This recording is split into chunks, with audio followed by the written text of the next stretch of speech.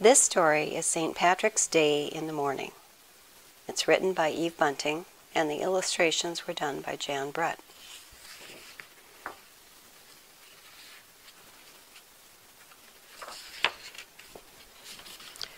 Jamie wakened early and remembered that it was St. Patrick's Day. He climbed carefully over his big brother Kevin and his bigger brother Sean.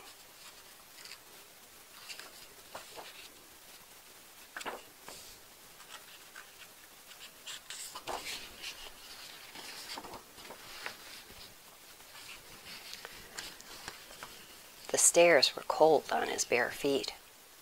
The kitchen was cold too, the fireplace full of dead ashes, like chalk. Nell, the sheepdog, lay in the rocker. "Here, Nell!" Jamie tried to snap his fingers, the way Sean did. Nell uncurled herself from the back cushions. Jamie sat in the warm spot where she'd slept. St. Patrick's Day in the morning. The green sashes were laid out on the table. The big one was his dad's. The next biggest was Sean's. The next biggest was Kevin's. Their fringes were crusted with gold. There was no sash for Jamie. "It's not fair, Jill," Jamie said. "I want to walk in the parade too. They say I'm too small, that I couldn't get to the top of Acorn Hill. But what did they know?" Jamie slid off the chair. His mother's raincoat hung behind the door. He put it on. He put on his dad's black hat and Sean's sash. He took Kevin's flute from the dresser. "Come on, Nell," Jamie said. Outside, the mountains were as green as cat's eyes. Clouds hung in tatters around their tops. "Head up, chest out," Jamie said. "Follow me." They marched down the street. None of the chimneys was smoking yet. Milk bottles stood on front steps, waiting to be let in. Kit Kelly's donkey put her head over the gate. "A happy St. Pat's to you, donkey dear," Jamie said. He lifted his hat, the way Dad did to the ladies. Kit Kelly's donkey curled her lip. "Silly donkey," Jamie said. "What do you know?" The sky was the color of his mother's pearl brooch, the one she wore on Sundays.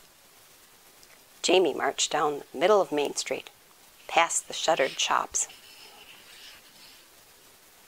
Barney the baker was a white blur behind his window. There was a whiff of bread baking. Nell turned her head toward the smell and drooled. "Come on, Nell," Jamie said. Hubble the hen man trundled his wheelbarrow along the footpath. His eggs were piled on it, all brown and white. "Good morning to you," Jamie said. "I see your hens are laying well." "It's the sweet corn and the sweet talk I feed them," Hubble said. "Pick yourself an egg, Jamie." Jamie took a brown one off the top. It was still warm from the hen. "Happy St. Pat's," Jamie said, and lifted his hat.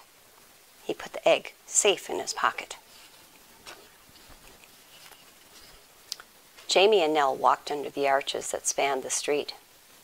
Jamie wet the end of the flute with spit, like Kevin did. Then he blew on it, and oh, the sounds he made!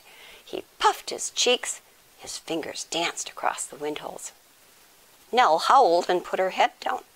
Silly Nell! And what did she know? Mad old Mrs. Mulligan threw open her window and leaned out. "Save us all!" she yelled. "It's terrible noise you're making, Jamie Donovan." She banged her window shut. That mad old Mrs. Mulligan, and what did she know? Mrs. Mulligan's big red rooster cock-a-doodled from the roof. His wattle rattled, and Nell howled again. It was as good as a chorus to go with the music. Jamie was sorry there was no one to hear but mad old Mrs. Mulligan. It was hard climbing up Acorn Hill with all Jamie's breath going into the music. He better save his strength for the marching. He put the flute over his shoulder and stepped out. Mrs. Sims of the halfway up sweet shop leaned on her half door. "You're the old early ones," she said. "Come on in, Jamie. You could use some refreshments." Jamie's head came to the level of Mrs. Simms' counter. Bottles of ginger ale stood on it. When he looked through them, everything was orange. Mrs. Simms gave him a bottle, all for himself. She gave him a bun with a cherry on the top, too. Nell let her tongue hang out and begged nicely. Mrs. Simms threw her 2 jelly beans. Jamie ate his bun.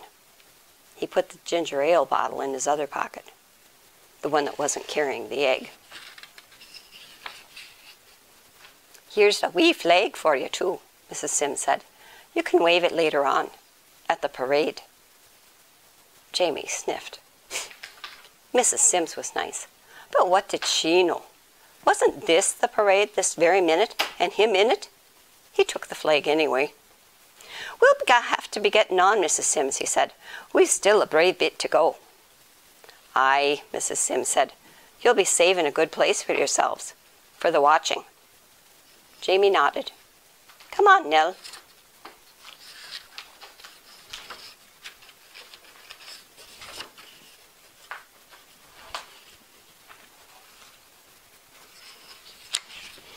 The flute was getting awfully heavy on Jamie's shoulder. He held the flag out in front of him. It was a very small flag, but it felt heavy too. "Don't be giving up now, Nell," Jamie puffed. "We're nearly there." They turned the sweep of Acorn Hill, and they were there. Jamie stopped. "Look, Nell." In front of them was the field where the bands would be, and the stage for the Irish dancing. There was a green ribbon round the platform to keep people off. Jamie crept under it. He sat right in the middle of the stage, and Nell lay beside him. The sun was coming up. Jamie took the cap off his ginger ale and drank. He poured some in his hand for Nell. "And all of them are saying I was too small," he said. "What did they know?" The sun jumped up like a firecracker from behind the mountain. "A happy St. Pat's to you, son!" Jamie shouted. The words made a great shimmer of sound in the emptiness. Jamie pushed Nell's head from his knees and stood up. The last drop of ginger ale was gone from the bottle. He stuck the green and yellow flag in it. Then he put the bottle right in the middle of the stage. "See," he told Nell, "that means we were here first. We did it, no matter what they said. Now we can go on home." It was easy going down Acorn Hill. There was nothing to it at all. The town was waking up. Some of the chimneys were smoking. The milk bottles had been let in, but Jamie's own house was still asleep. He opened the back door. The clock tick-tocked. The turf ashes lay in their white drifts. Jamie took off his mother's coat. He set Hubble's egg on the table. He climbed in the rocker, and Nell jumped beside him. He laid the flute across his knees and closed his eyes. Oh, the music it made! They'd not hear the likes of it all day. And wait till they saw the flag. The mystery of it. The wondering there'd be. There were feet coming down the stairs, but his eyes were too heavy to lift and look. "Oh, our Jamie!" Kevin's voice was soft. "Sound asleep, and with the sash and the flute and our dad's black hat. Are you sad now, and you not big enough to walk in the parade?" Jamie kept his eyes closed and smiled. Silly Kevin, and what did he know?